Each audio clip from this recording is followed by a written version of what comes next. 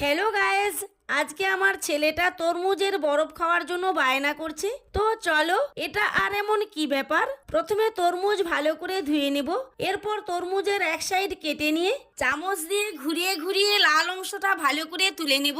তো গাইস, এখন জুস ভালো করে বের করে নেওয়ার জন্য স্ম্যাশার বা গ্লাসের পেছন দিয়ে এই লাল অংশ ভালো করে থেতলে নেব।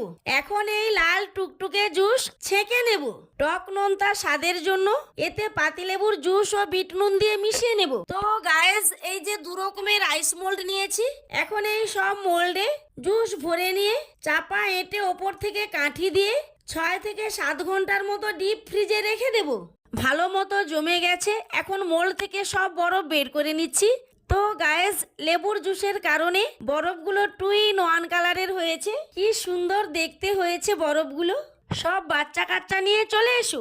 তো কি বলবো গাইস, একেবারে দারুণ হয়েছে।